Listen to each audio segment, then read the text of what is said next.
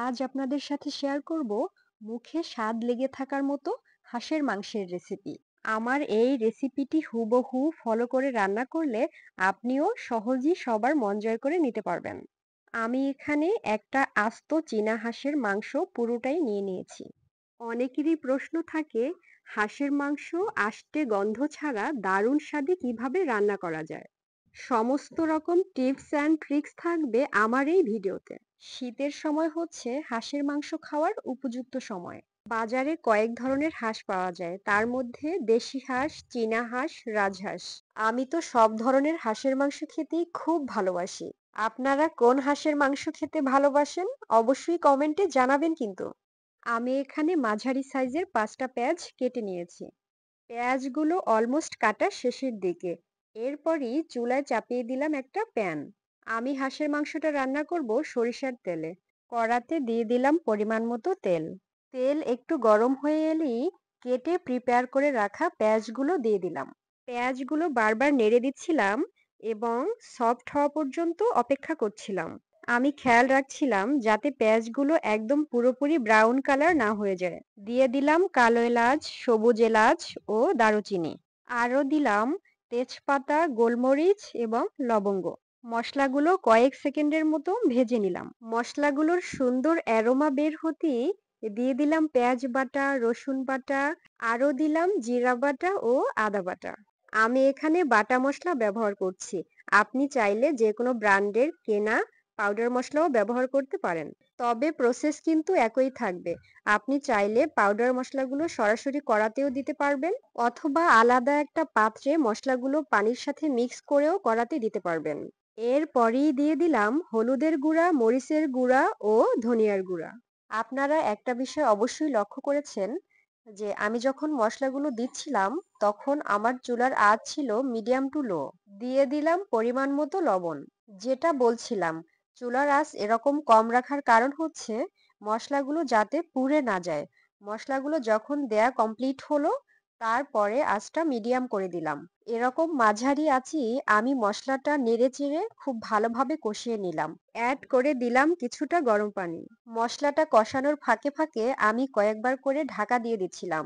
একটু ঢাকা দিয়ে দিচ্ছিলাম, আবার ঢাকনাটা উঠিয়ে নেড়ে দিচ্ছিলাম। স্টার অ্যানিস ও জয়ত্রী খুব সামান্য পরিমাণে দিয়ে দিলাম। হাঁসের মাংসের আষ্টে গন্ধ দূর করার জন্য এই স্টার অ্যানিস ও জয়ত্রী ম্যাজিকের মতো কাজ করবে। মশলাটা প্রপারলি কষানো হয়েছে কিনা এটা বোঝার উপায় হচ্ছে মশলাটা থেকে তেল ছেড়ে দিবে এবং কড়া থেকে উঠে উঠে আসবে। এরপরই দিয়ে দিলাম হাঁসের মাংস।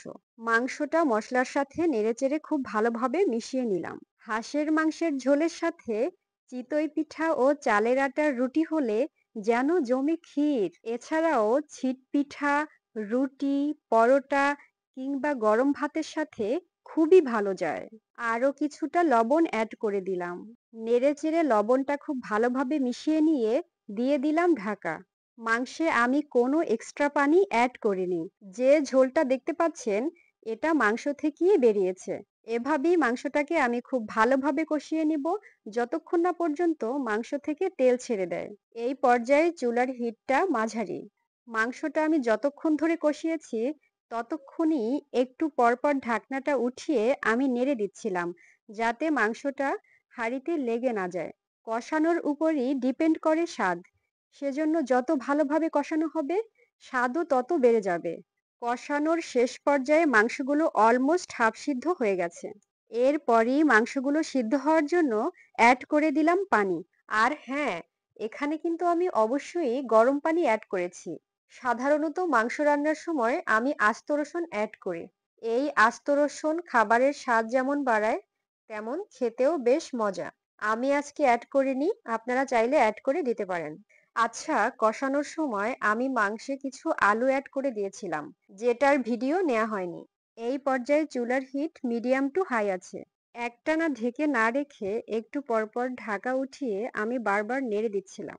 দেখতেই পাচ্ছেন কি সুন্দর কালার আসছে। কেমন টেস্টি হয়েছে সেটা রং দেখিয়ে অনেকটা টের পাওয়া যায়।